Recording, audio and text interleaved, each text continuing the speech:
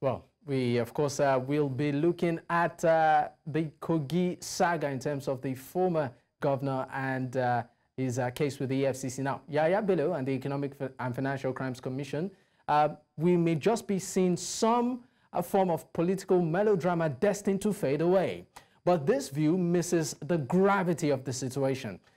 At the heart of the case are critical pillars of a civil and democratic society competence in terms of transparency, freedom, and respect for the rule of law.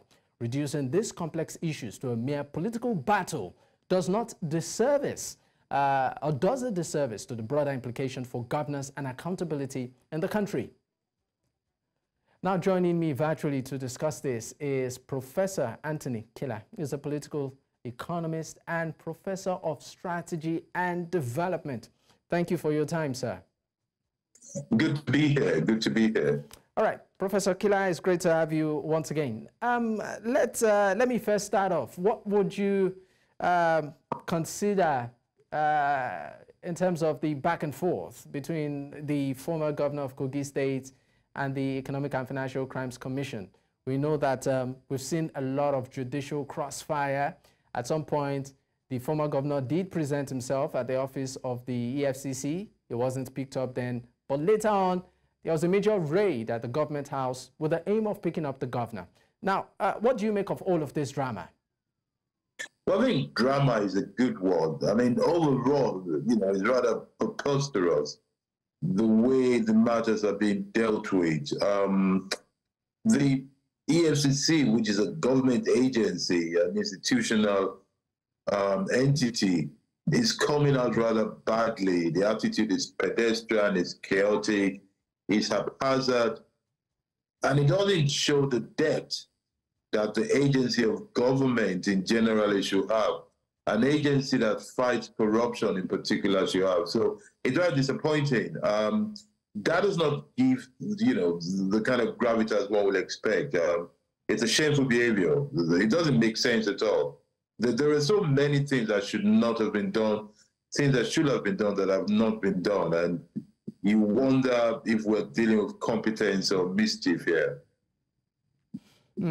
Now, just yesterday, we had on the program the, well, I call it Commissioner for Information, of Kogi State. And one of the questions I did pose to him in that interview is the whereabouts of the former governor and why exactly do we see the current governor, Usman Nododo, more often than not side by side with the former governor when it comes to, appearance, whether at the EFCC or, forums that involves this particular case.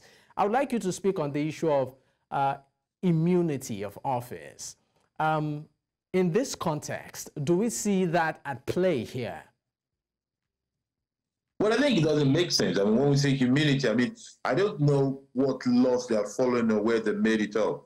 There have been sitting governors and past governors who have been arrested, invited, or questioned by the EFCC, even though they were accompanying or they were in the company of sitting governors who had immunity. Ayo Fayoshe comes to my mind, and many others. I don't. This type of immunity for somebody who doesn't have immunity does not make sense. I don't know what they're talking about. We're in the level of absurdity. What makes this situation more absurd than any other thing is that the Yahaya Bello the EFCC is purported to be looking for presented himself in the office of the EFCC, and apparently he wasn't dealt with, he wasn't attended to, or I don't know. He was told to go away, we're told. Then the EFCC came out pretending as if they didn't see him. He took the leak, I don't know if it's a leak or presentation, but anyway, he took information from the part of Yahaya Bello's team for us to know the truth. When you act that way, he smacks of desperation and incompetence and something very flawed. Quite frankly, it's not just shameful. I have said elsewhere that it's a worrisome development that the EFCC is showing. This behavior shows that there is something wrong with the EFCC as it stands today.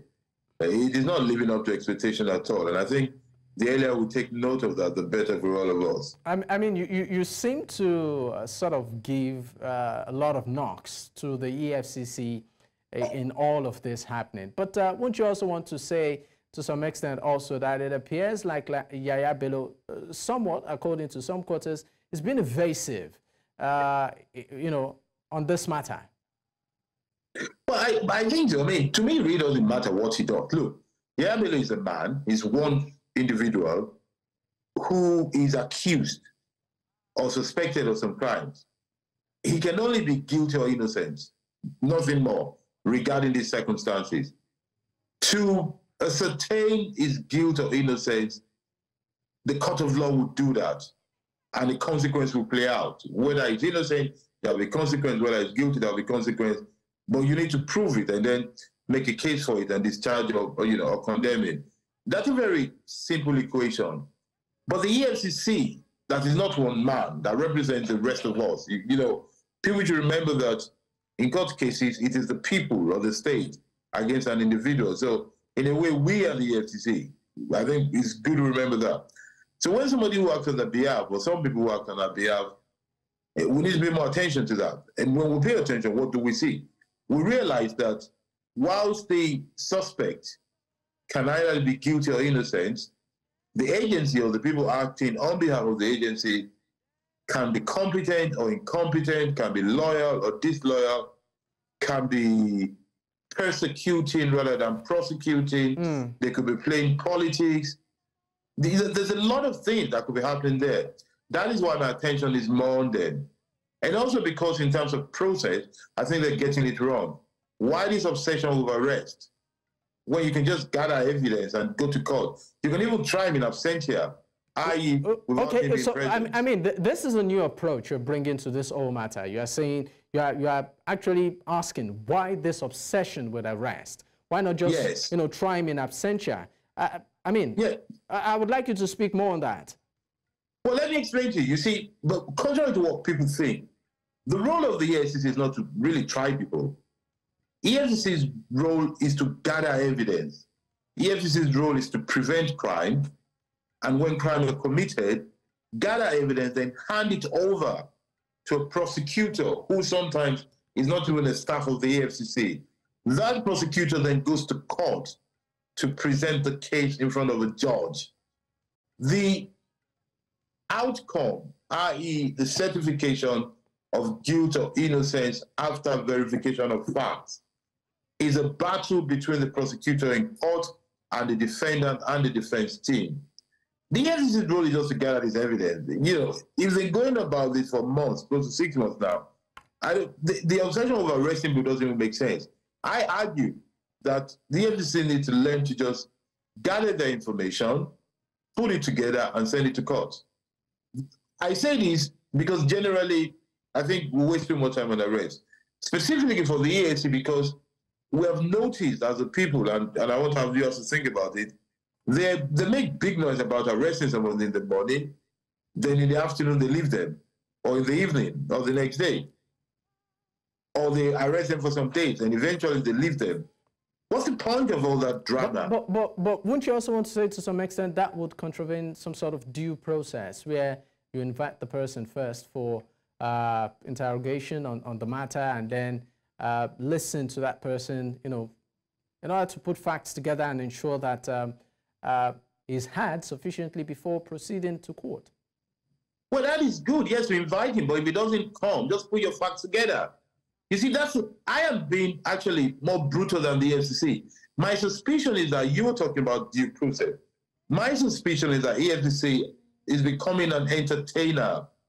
They just want to blow headlines and say they've arrested this, whereas what we need is just sober investigation, facts and logic. You know, result without noise. Why all this drama? Why going with guns up and down? They're not, you know, the crime, financial crime, let's repeat, EFCC is called economic and financial crime. Financial crime are not done with guns. They're done with bank accounts, with documents, with checks, transfers. EFCC needs to be more forensic than Rambo. That's the whole point. You know, I say this thing, it's not personal to me, but I don't really, well, I do care about the individual cases, but that's not my passion. My passion is the institution, is the system, and the process. And those three things are missing here because those are the things that guarantees our well-being. Those are the things that ensures that we're a civic society, that we're a democratic society. It is not the whim of one person. This specific case is becoming personal. You know, as if the goal of the EFCC is to show Yahaya Bello that they can conquer him. They're not hunters. You know, they're supposed to just do their job. If you invite somebody, I argue, if I were the chairman of the EFCC, if I invite somebody that they don't come, I'll let the world know I've invited them, and I'll just move on to build my case. Because they don't really need the word of the defendant to prove their case. Otherwise, they won't be inviting him at all. I suspect they already have their case, at least a lot of it. All right. Professor Kila, at this point, let's go on a break. When we return, we'll pick up. Do stay with us.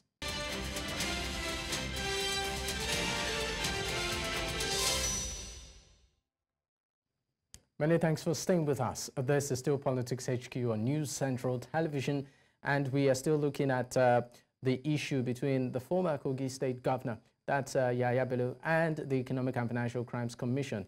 Recently, we've seen a lot of drama as regards the arrest and even invitation of the former governor to the EFCC facility.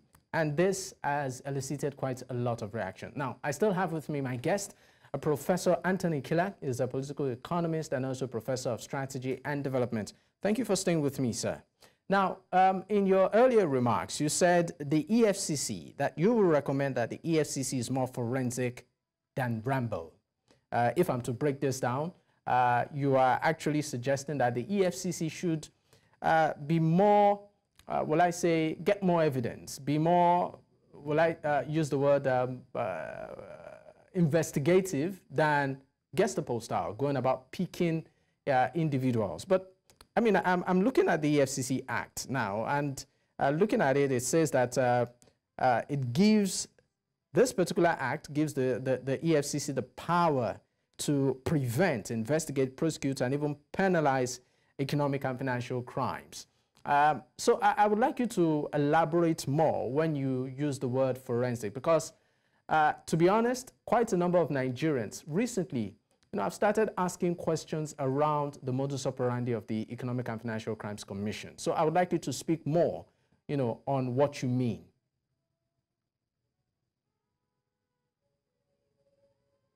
Starting to question it is because the EFCC itself is acting in a way that is moving towards delegitimizing it.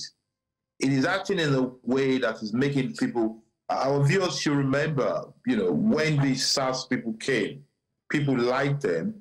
Then after a while, they started abusing the power, and NSAS became a common word. I hope the EFCC will not end up, we don't end up in a country where having people saying end the EFCC because of the way the EFCC is behaving. Now, let's take you one by one. The first thing we have to remember is that EFCC is called Economic and Financial Crime Commission. That's what they are. They deal with economic and financial crime. Good. Economic and financial crimes are not done with guns. They are done with pens, with computer, with invoices, with checks. It's a white-collar crime. It's something you do in air-conditioned offices. It's something that is done by people who have money. Well, some people have no money, trying to get money anyway. But it's really a violent kind of thing. So this idea of guns and shootings that the EFCC have does not make sense at all.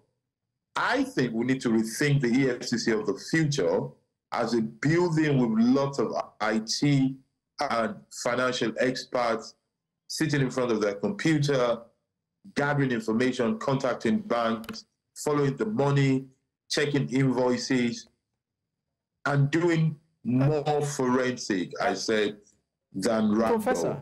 Professor, but if you yes, Professor, sorry to interrupt your line of thought, but I think the EFCC already, the EFCC does that. Yes. I mean, for people that, you know, have had issues with them, they say, I mean, they're pretty much, to some extent, detailed when it comes to digging up financial history of persons of interest, right? Yes. I mean, now the question will now be to what extent and how detailed are these evidences, so to speak. So, I mean, they might be doing more of that in terms of, you know, getting the paper trail and all of that. But I mean, the Rambo aspect, which is the arrest, I believe you are referring to, how do you suggest they capture an individual or are able to get an individual to succumb, you know, aside approaching that individual and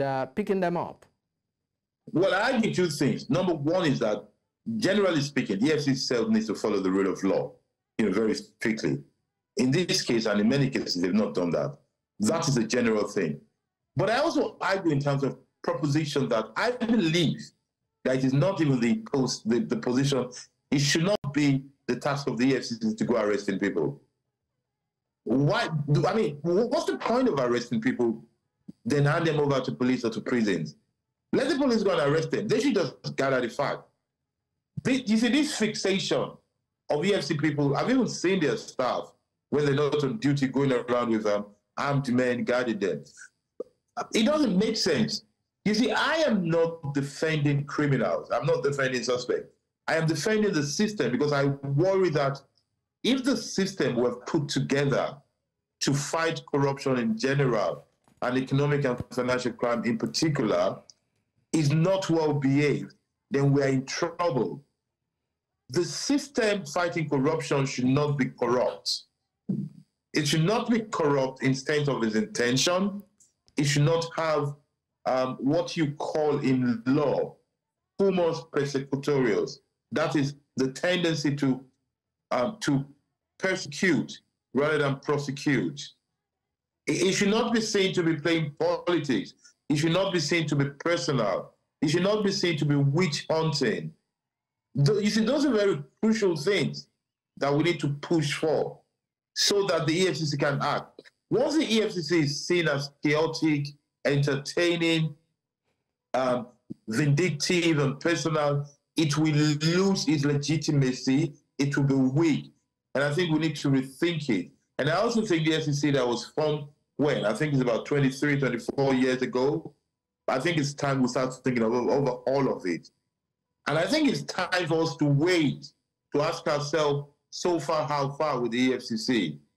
How many arrests have they made that has led to recovery of funds or sending people to jail? How many politicians have been investigated by the EFCC and they've actually followed the matter to a conclusion that benefits the Commonwealth? How many dramas, how many times have we heard this person arrested, that person arrested, and nothing has followed up for long? Definitely we need to keep fighting crime, but we also need to look at the system, the organs we've put in place for fighting crime, to check the efficacy and the efficiency of such system. I argue that this EFCC is not up to speed and it needs to be reviewed, if not completely overhauled. All right. Now, of course, you can save what is savable there.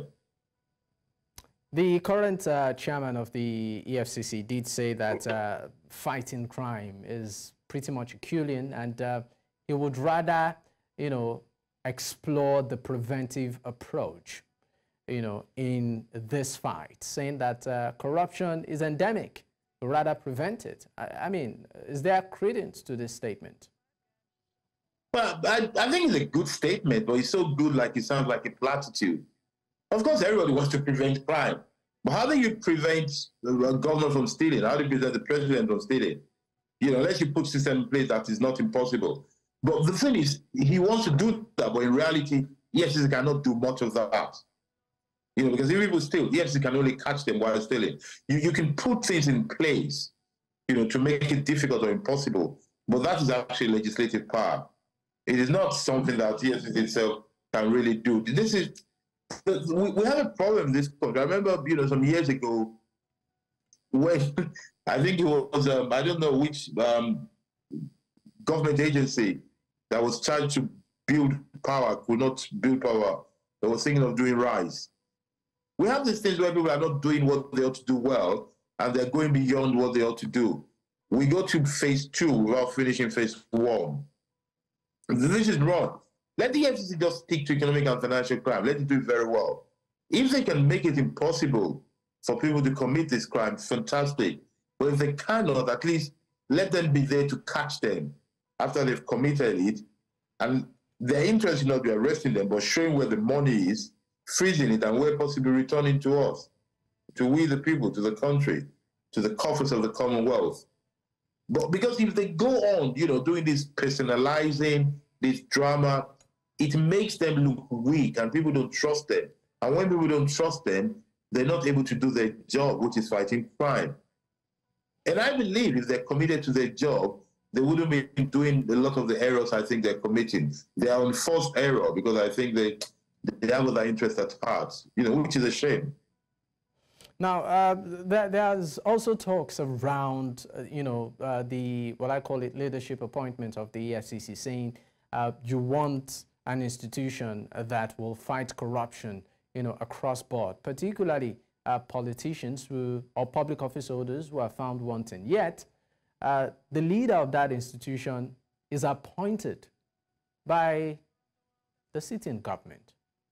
How do you expect an appointed person to fight his boss, quote and unquote, should the situation arise? So I would like you to speak on the idea of, appointing the leadership of that, institution.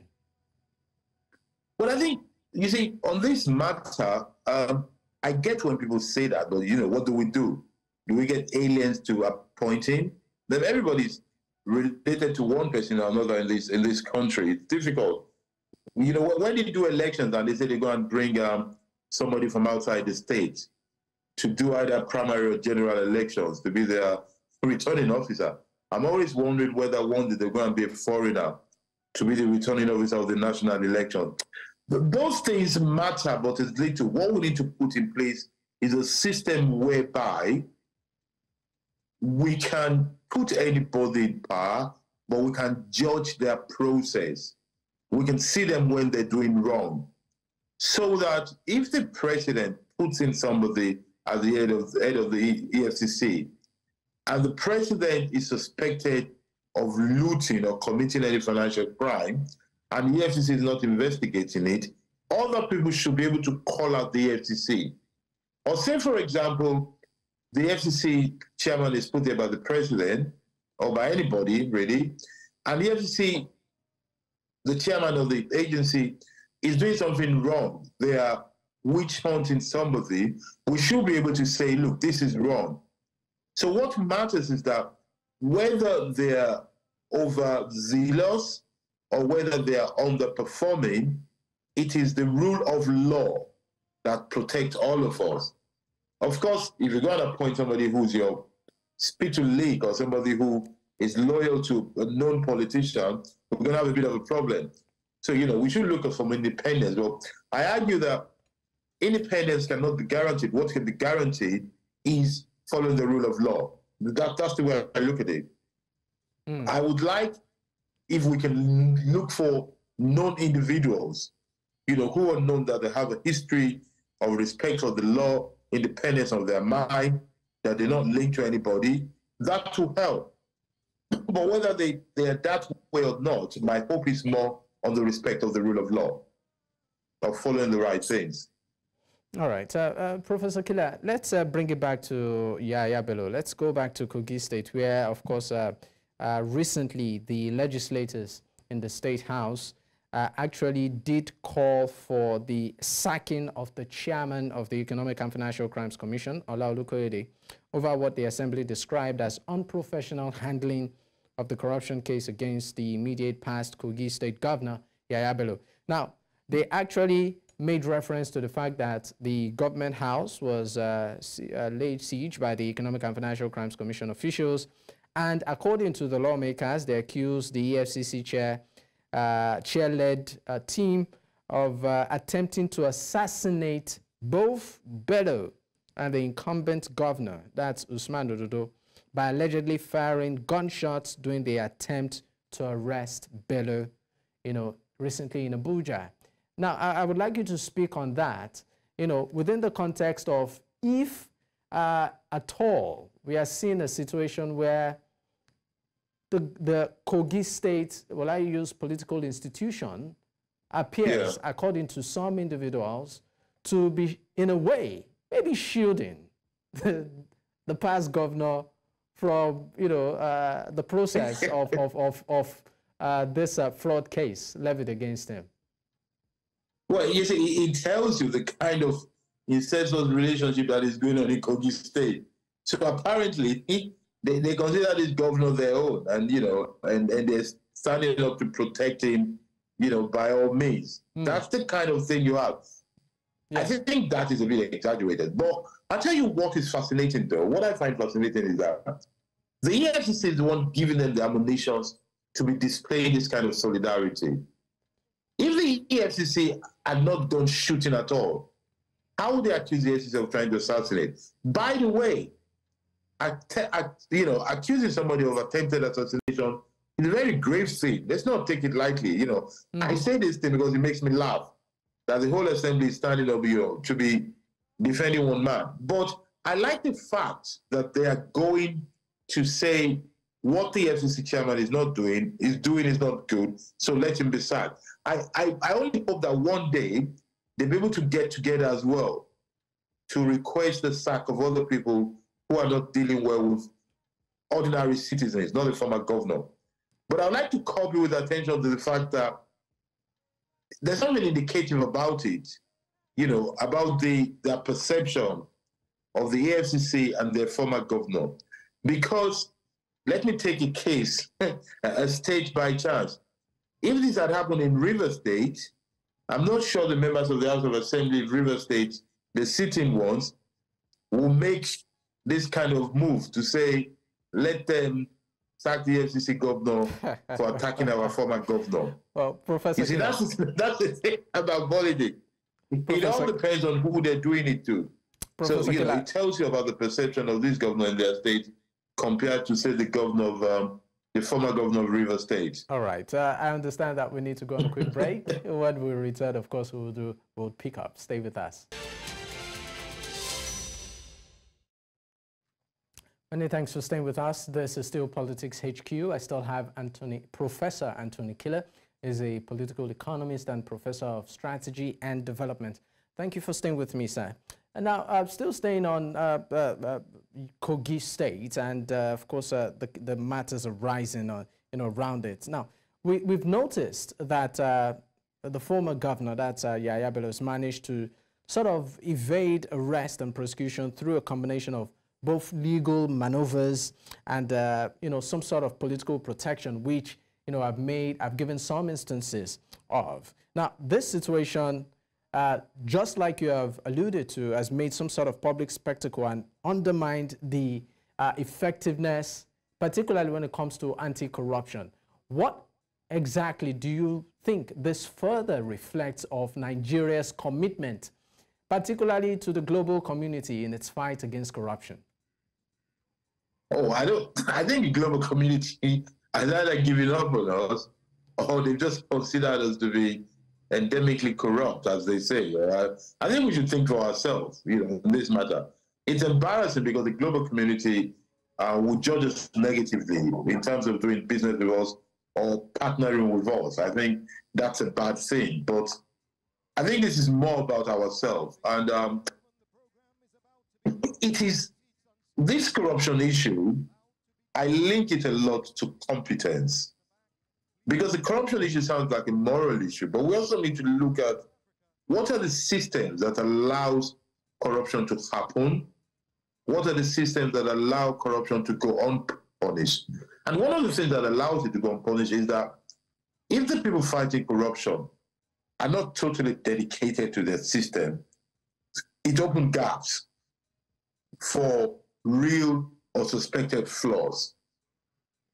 I argue that for the international community and for Nigeria, one of the first things that agencies like the EFCC, the ICPC needs to do is to get together and to say, we need to do everything possible to make sure that we're seen as upholding the law at all times. We need to do everything possible to make sure that we're perceived as never personal, never political, never partisan, never corrupt. They need to do that homework first, because if this society is very corrupt, but the people fighting corruption are seen to be above board, it will help both, in the front of the international community and indeed the perception of Nigerians as well. Okay, now, do you also see a situation here of selective justice? What do I mean?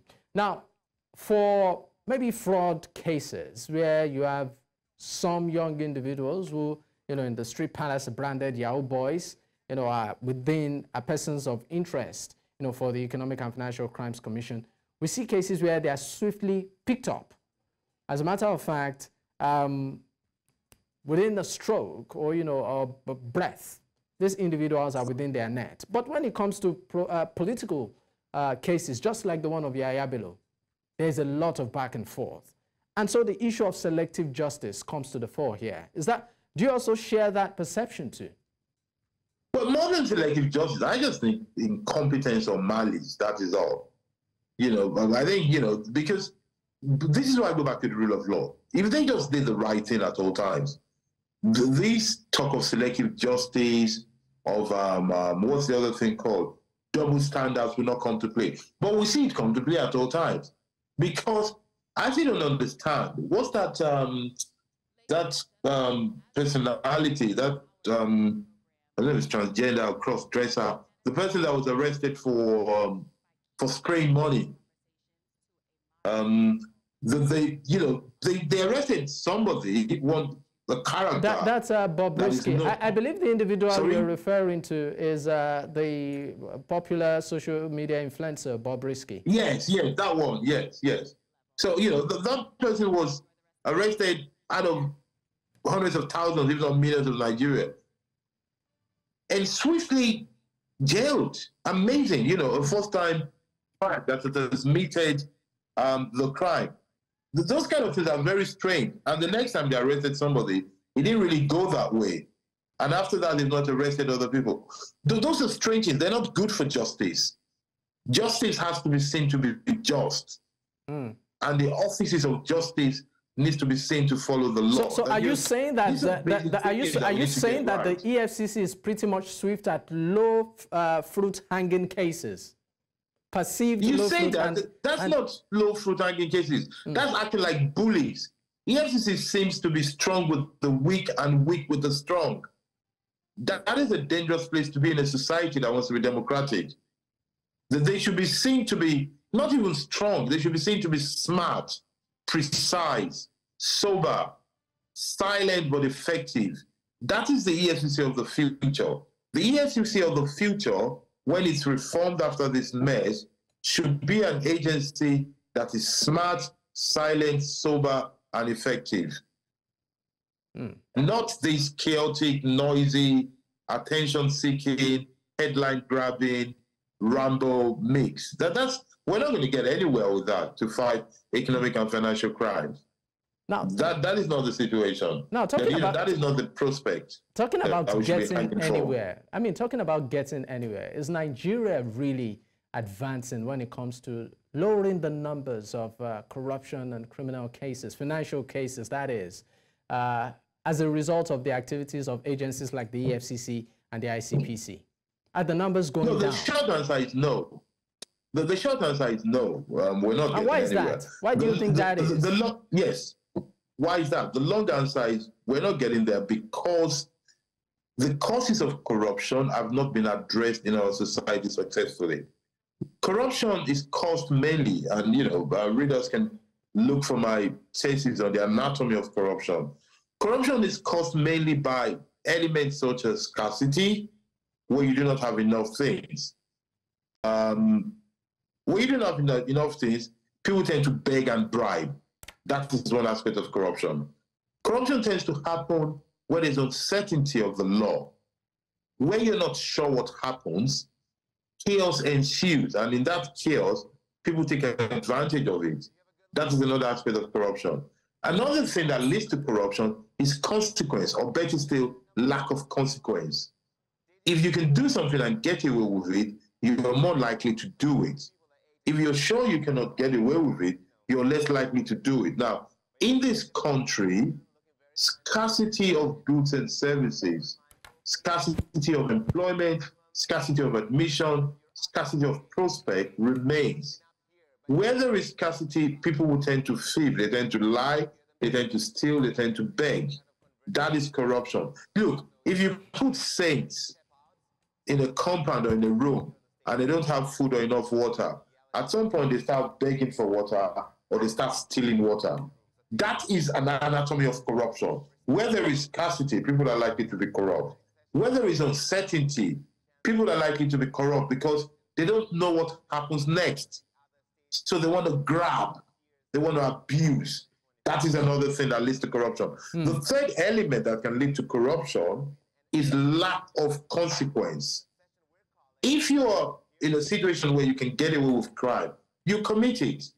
If you're in a situation where you can put your feet and kin in power and you can do what you like with power, you're likely to become corrupt.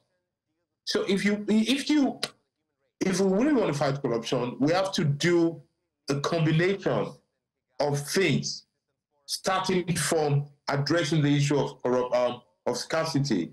We need to increase our goods and services and access to a better lives. All right. We then need to deal with this issue of uncertainty. Every office we go to, there should be a checklist and there should be a turnaround time. Let us know that if I write to this office, by law, they should reply me within 48 hours. Okay. So I don't need to beg them. Now, let's also look at this issue from the angle of, officials within the EFCC and the issue of political influence and maybe witch hunting. What do I mean? So maybe you have a scenario where some of them really want to do the job, but like we made reference earlier, they are appointed officials by politicians. And then once there's maybe a change of government or maybe there's a fallout in any way, many of them are removed from office or forced to retire. Now, if you do some sort of chronology on the leadership of the EFCC, you'll find out that quite a number of the leadership, left office maybe somewhat unceremoniously, right? So I would like you to speak also within this context. Do we have a situation where some of their officials are handicapped? And maybe because of the political, I call it twigs and twangs and, strands and all of that, that sort of diminishes their willpower to really want to serve? Well, I think that possibility is there. But, if we do that, then nothing is going to happen. Somebody has to be a hero if you want things to work. So on an individual level, we have to hope that people who are truly committed to anti-corruption express themselves wherever they are, whether the leader of the EFCC or whether they are the least person in the agency and in every agency. But here's my thing. Here you see, let's go back to it. I get the idea of individual circumstances that favor individual, circumstances that work against individual, that does not allow them to do their job properly. But you see, I don't like to personalize the issue. I believe in system.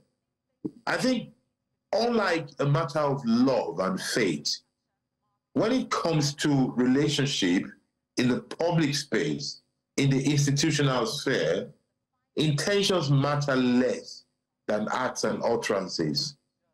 If we ensure that the system is predictable and the system is transparent, it will be clear if somebody is not doing their job.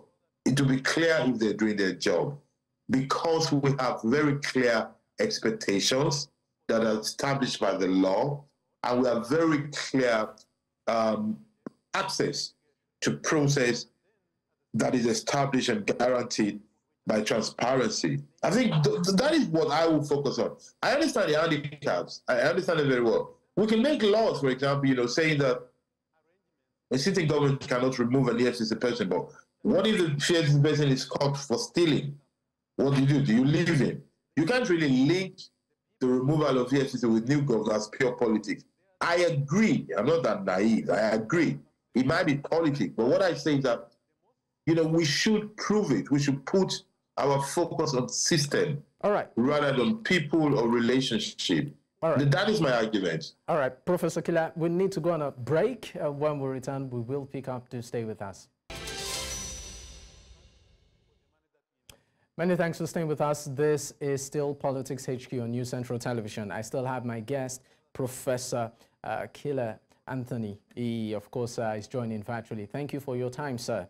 Now, just before we go, my final question to you on this matter is this. What do you see as an eventual turnout, you know, with this back and forth between the former governor, that's Yahaya Bello, and the Economic and Financial Crimes Commission? How do you think all of this will eventually pan out? Court. I think at some point, the court is going to say something like, you know, stop harassing him or take him right now and put him in jail. You know, that's one of the two things that will come out in court. But what I hope for is that some people somewhere that care about the system will say it's time we look at this situation and deal with all this shenanigans. I suspect that the Yahaya Bello side will be making some strong cases against the EFCC. But let's put it this way. If I was a lawyer for Yahaya Bello, if I was his, advising his team, I would be suing the EFCC so much right now. You know, that's really the way I'm looking at it. Really? On the side of the EFCC, I think the government and all lovers of law should be having some frank conversations to say, this EFCC business is not going well. What can we do to improve it? And I say this, you know, without victimizing or picking on anybody. That's not my interest. My interest is that we as a people should look at ourselves and say, how do we deal with this EFCC? How do we improve it? I think that's what I hope for. I know what will happen is that the court will deal with Yahaya Bello and the EFCC matter. All right. Thank you so much for your time on the program, Professor Anthony Kila. Good to be with you. Thank you.